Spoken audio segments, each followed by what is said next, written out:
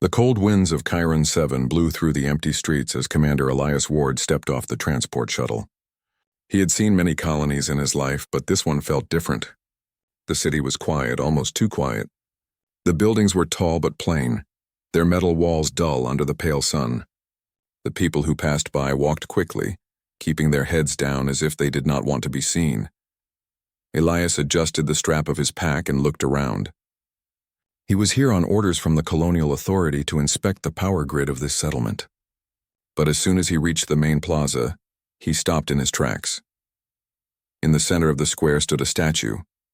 It was the most lifelike statue he had ever seen. A woman stood on a stone pedestal, her arms by her side, her face calm and serene. She looked almost alive. Her skin was smooth and pale, her hair perfectly shaped as if caught in a soft breeze. But what caught Elias's attention most was the black blindfold tied around her eyes. The plaza was empty except for a few traders and guards, yet Elias felt as if the statue was watching him. "What is this?" he asked the local technician who had come to meet him. The man glanced nervously at the statue and lowered his voice. "That is the Lady of Chiron," he said. "She has been here since the first humans landed 200 years ago. No one knows who made her, but we were warned never to touch her. Never to remove the blindfold." Elias frowned. "Warned by who?" "By the first settlers," the man replied quickly. "It is said they found her like this. They tried to take off the blindfold once long ago. The next day, 3 men disappeared, and the colony was struck by storms that lasted a whole season. Since then, no one dares." Elias was not a superstitious man. He had traveled to war-torn colonies and fought pirates among the asteroid belts. He had seen strange alien ruins, old machines buried under the ice of forgotten moons. But something about this story caught his curiosity. "You really think a statue can bring storms?" he asked with a small smile. The technician crossed himself in the local way. "Believe what you want, Commander. But we do not break the rule." That night, Elias stayed in the governor's quarters, but he could not sleep. The image of the blindfolded woman stayed in his mind. Who was she? Why was she standing there for 2 centuries without decaying? As he looked out the window at the empty plaza, the city's lights flickered for a moment, then died completely. The entire settlement went dark. Elias grabbed his jacket and stepped outside. The air was colder than before, the wind sharp on his face. The plaza was empty, but he heard something. A faint whisper, too soft to make out. It came from the direction of the statue. He walked closer. The statue stood there as always, calm and silent. But Elias noticed something new. Faint lines of light like veins running under the surface of her stone skin. They glowed for just a second before fading again. He stepped back, his heart racing. The next morning, Elias met with the governor, a stern woman named Selra. When he told her what he saw, she only shook her head. "You are not the first to see such things," she said. "The lady sometimes glows. Sometimes she hums. But we leave her alone. It is better that way." "You call her the lady," Elias said, leaning forward. "But have you ever studied her? Taken a scan? A sample?" Selra's face hardened. "No one touches her. And neither will you." "I know you are a curious man, Commander Ward. But Chiron 7 survives because we follow the old warning." Elias said nothing, but deep inside his curiosity only grew stronger. Later that day, he walked the city alone, pretending to inspect the power lines. Each time he passed the plaza, he felt drawn to the statue. At night, he returned again, unable to resist. The stars above shone bright and the city slept in silence. He stood before the statue, staring at the black blindfold. It looked like simple cloth, yet it had not rotted in 2 centuries. How was that possible? "This isn't magic," he whispered to himself. "It's science. It has to be." He reached out a hand but stopped just before touching the fabric. His fingers trembled. Something in the air shifted, a soft vibration, like a deep breath being taken. Elias pulled his hand back and looked around, but no one was there. He returned to his quarters, but he knew one thing for certain. He could not leave this planet without learning the truth. Whatever secret the Lady of Chiron held, he would uncover it, even if it meant breaking a 200-year-old taboo. And somewhere deep inside the statue, unseen by human eyes, 2 faint lights blinked like stars opening. Elias woke early the next morning, his mind restless. He could not forget the faint glow he had seen under the statue's skin the night before. The city went about its usual quiet routine, but for him, every step felt heavy. He was not just a soldier anymore. He was a man standing at the edge of a secret that had waited 2 centuries to be uncovered. By midday, he was back in the main plaza under the excuse of inspecting the power lines. The square was almost empty, the sun shining weakly through the thin clouds. The statue stood in the center, calm as ever, the black blindfold hiding her strange, perfect eyes. Elias stood there for a long moment, just staring at her. The voice of Governor Selra echoed in his head. No one touches her, and neither will you. But his heart said something different. What if this isn't a curse at all? What if this is a message waiting to be heard? When night fell, he made his decision. He waited until the city was asleep, until the patrols had passed and the plaza was empty. The stars shone brightly overhead and the cold air bit at his skin. Elias stepped out of the shadows and crossed the square, his boots echoing on the stone ground. The statue waited for him. "All right, lady," he whispered, his voice low. "Let's find out who you really are." He climbed onto the base of the pedestal. Up close, she looked even more real. The curve of her lips, the strands of her hair, the faint lines on her hands. If she had been carved, she was a masterpiece. Elias reached out and touched the blindfold. It was warm. He froze, his breath caught in his throat. Stone should not be warm in the freezing night air. Slowly, carefully, he pulled on the knot at the side of her head. The black fabric loosened under his fingers, and then, just as the last knot came undone, the entire plaza went dark. The city's lights shut off one by one. Generators died. The hum of the power grid vanished. Elias was left standing in silence. The blindfold now free in his hands, he looked up on Blanc and gasped. The statue moved. Her head tilted slightly. Her lips parted as if she was breathing for the first time in centuries, and then her eyes opened. Elias had never seen anything like them. Her eyes were not human. They were not even a single color. They glowed with light, swirling like galaxies, shifting and turning as if stars were alive inside them. Looking into them felt like looking into infinity itself. Endless space, endless time. Elias's body froze. For a moment he could not move, could not even think. It was as if the universe itself had looked back at him. Then she blinked. The lights in the plaza flickered once, twice, and came back on. The woman stepped down from the pedestal. The sound of her feet on the stone echoed through the empty square. Elias backed away instinctively, his heart racing. She stood in front of him now, taller than he expected, her glowing eyes fixed on him. "You are Elias Ward," she said softly. Her voice was calm, smooth, and it made the hair on his neck stand on end. He swallowed hard. How do you know my name?" She tilted her head slightly as if listening to something far away. "I have always known. I was waiting for you." Elias felt a chill run down his spine. "What are you?" She looked around the plaza, then back at him. "My name is Caleth. I am not what you think I am." Before Elias could speak, the ground trembled slightly under their feet. A low hum filled the air, not from the city's machines, but from deep beneath the surface. Caleth turned her glowing eyes toward the horizon. "They have felt my awakening," she said, her voice quiet but filled with weight. "They are coming." Elias stared at her, his thoughts spinning. "Who is coming?" She looked back at him, and for the first time her expression showed something like fear. "The enemy," she said simply. "The ones I was put here to watch for. And now that I have seen them again, they will find this place." Elias's mouth went dry. This was no simple legend. Whatever this woman, or whatever she truly was and had been guarding, it was real. The night wind blew through the plaza, carrying with it the faint sound of distant engines. Elias turned his head and saw faint lights in the sky. Not stars, but ships. Caleth stepped closer to him. "You must decide quickly, Elias Ward," she said, her glowing eyes burning like twin suns.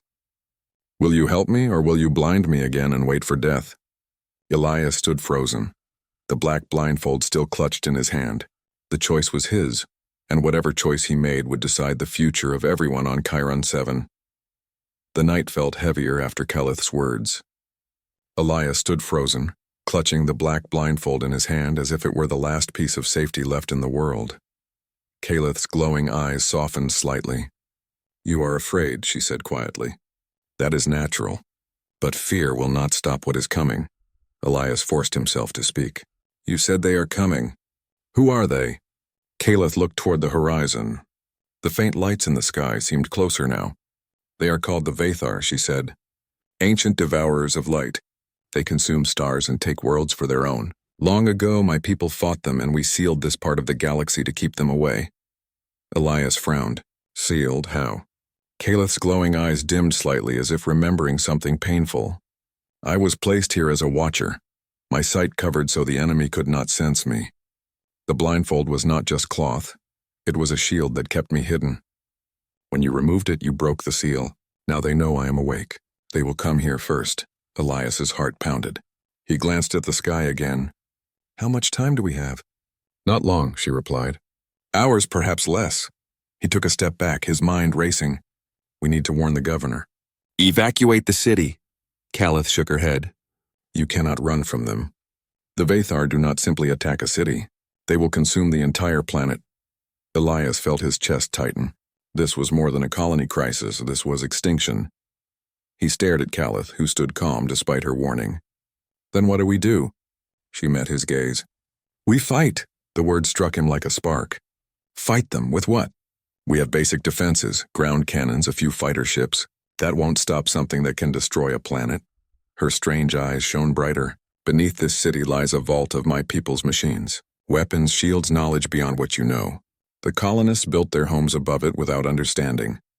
I can unlock it, but I will need your help. Elias hesitated. Why me? Because you were the one who woke me, she said simply. And because you are not afraid to look at the truth. Elias looked around the empty plaza. The statue's pedestal now stood bare. The spot where Caleth had stood for 2 centuries now just cold stone. It felt like the world itself had changed in one night. He nodded slowly. All right, show me. Caleth turned and led him to the far side of the plaza. She pressed her hand to the ground and faint glowing lines spread out from her touch, tracing patterns on the stone floor. A section of the plaza shifted, revealing a hidden stairway descending into the earth. Elias's breath caught. This was here all along? Yes, she said, stepping down the stairs. But no one could open it without my sight. Elias followed, his footsteps echoing as they descended into the darkness. The air grew warmer, filled with a faint hum as if something deep below was still alive. At the bottom was a vast chamber. The walls were smooth metal, glowing faintly with symbols that shifted like liquid light. Rows of strange machines stood waiting, silent but humming with power. Elias walked slowly between them, his hand brushing against one of the consoles. This is incredible, he whispered. Caleth approached a tall structure at the center of the room. This is the heart of the outpost. I will wake it, but once I do, the Vathar will know exactly where we are. Won't that just bring them faster? Elias asked.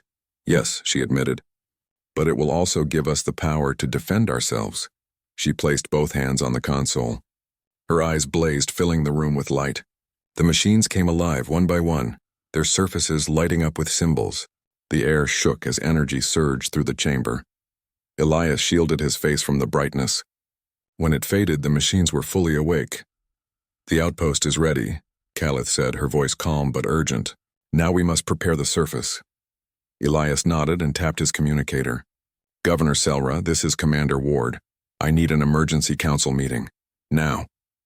Minutes later, he stood in the governor's hall, Caleth beside him. Selra stared at the glowing-eyed woman with shock and suspicion. You broke the law, the governor said coldly. You removed the blindfold. Do you know what you've done? Yes, Elias said firmly. I may have saved every person on this planet. Caleth stepped forward.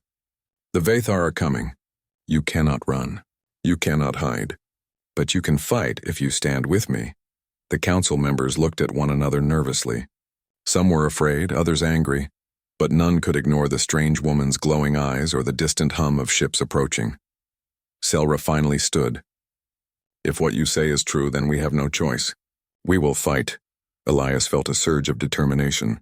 The decision was made. They would not blindfold her again. They would face whatever was coming. Outside, the night sky lit up with distant streaks of fire. The Vathar had arrived. The first explosion came just before dawn. Elias was already awake, standing on the roof of the governor's hall with a pair of binoculars. The night sky was still dark, but streaks of fire cut across it as objects entered the atmosphere. One slammed into the desert outside the city, lighting up the horizon. The ground trembled under his boots. "They're here," Elias said into his communicator. Alarms rang across the settlement. Sirens wailed and colonists rushed to the bunkers. Patrol drones activated, scanning the skies. Kalith stood beside Elias, her glowing eyes bright as stars. She did not look afraid. She looked focused. "They are probing the surface first," she said. "Scouts, testing your defenses. Then let's give them a welcome," Elias replied grimly. He raced down the stairs to the command center, where Governor Selra and the defense officers were waiting. Screens showed red dots landing all around the city. "Activate the ground cannons," Selra ordered. The city's defense turrets turned skyward. Beams of energy shot into the sky, striking some of the falling objects. A few exploded mid-air, but many reached the ground. Moments later, the first Vathar drones appeared. They were sleek, insect-like machines with glowing red cores moving quickly on spindly legs. They crawled across the sand, heading straight for the city walls. "Open fire," Elias commanded. The cannons roared. Explosions lit up the desert as drones were blown apart. But for every one destroyed, 2 more appeared from the smoke. Elias felt the weight of the battle pressing down on him. They were holding the line, and for now, but it would not last. Kalith stepped forward, her voice calm even in the chaos. "The outpost weapons must be brought online. These cannons will not stop the main force." Elias nodded. "Do it." They rushed back to the hidden chamber beneath the plaza. The glowing machines hummed louder now, ready to respond. Kalith placed her hands on the central console. Her eyes blazed, filling the chamber with light. "Defense grid activating," a deep mechanical voice said from the machines. Outside, the ground shook as huge panels slid open around the edges of the city. Towers of alien design rose from the sand, glowing with a faint blue light. Elias watched on the monitors as energy shields formed, wrapping the city in a dome of shimmering light. The next wave of drones struck the shield and exploded harmlessly. The colonists in the command center gasped. They had never seen anything like this. "It works," Elias said, almost in disbelief. But Kalith's face remained serious. "This is only the first wave. The mothership will strike soon, and when it does, you must be ready." Hours passed, each one filled with the sound of distant fighting. The city shook as the Vathar tried to break through the shield. But the alien technology held. Then, just as the sun rose, the sky darkened. Elias stepped outside and saw it, a massive ship, black and jagged, hanging above the city like a dark moon. Its size was beyond anything he had seen, blotting out the light. "That is the mothership," Kalith said softly. "It carries enough power to burn this world to ash." Elias clenched his fists. "Then we hit it first." He ran to the surface batteries. "All cannons target the mothership." Beams of energy fired upward, striking the ship's hull. For a moment, sparks flew, but then the mothership responded. A massive beam of red energy lanced down from the ship, striking the shield. The ground shook violently and the blue dome flickered. "It cannot take many hits like that," Kalith warned. "We must strike back harder." She climbed to the top of the plaza and raised her hands. Her glowing eyes turned blindingly bright, and the alien towers around the city pulsed with power. Elias watched in awe as a massive spear of light shot from the city straight into the sky, hitting the mothership. The enemy ship shuddered, its black surface cracking. But it did not fall. Kalith fell to her knees, breathing hard. The light in her eyes dimmed slightly. "Are you all right?" Elias asked, helping her stand. "It takes much of my strength to control the weapons," she admitted. "I cannot do this many times." The mothership began to charge again, its red core glowing brighter. "Then we finish this in one strike," Elias said. He turned to Selra over the communicator. "Prepare all cannons for a full power shot. When Kalith fires again, we hit them with everything we have." Selra nodded grimly. "Understood." The sky rumbled. The city's shields strained under the pressure. Time was running out. Elias looked at Kalith. "Can you do it?" She met his eyes. "Yes, but this time it may cost me everything." "Then we make it count," Elias said. Kalith closed her eyes. The ground trembled as energy built beneath the city. Brighter and brighter until the whole plaza glowed. The Vathar mothership fired first, a blast so powerful it shook the shield to its limit. At the same instant, Kalith unleashed her power. A beam of pure white energy shot from the city, striking the mothership's core. The sky lit up like a second sun. When the light faded, the mothership was damaged but not destroyed. It slowly pulled back, retreating beyond the horizon. For now, the city was safe. But Elias knew it would return, and next time it might not miss. The city lay in silence after the battle. Smoke drifted from the edges of the desert, but the main plaza was intact. For the first time in 2 centuries, Calith stood among humans not as a statue, but as a living being. Her glowing eyes were dimmer than before, and her body trembled from the effort of the previous battle. Elias helped her to a bench in the plaza. "You did it," he said. "We survived." Calith shook her head slowly. "This is only temporary. The Vathar will not give up. They will return, stronger than before, and next time I cannot guarantee the city will survive." Elias frowned. There must be a way to stop them permanently. What if we strengthen the defenses, build more weapons? Calith's glowing eyes met his. "Even all the weapons of your colonies will not be enough. Their power is far greater than you can imagine. The only way to stop them is to seal them away. Once and for all." Elias's heart raced. "Seal them? How?" She took a deep breath as if preparing herself. "I can create a seal using my energy, but it will require me to bind myself permanently. I will no longer be able to walk among humans. I will return to being a statue, blindfolded for eternity.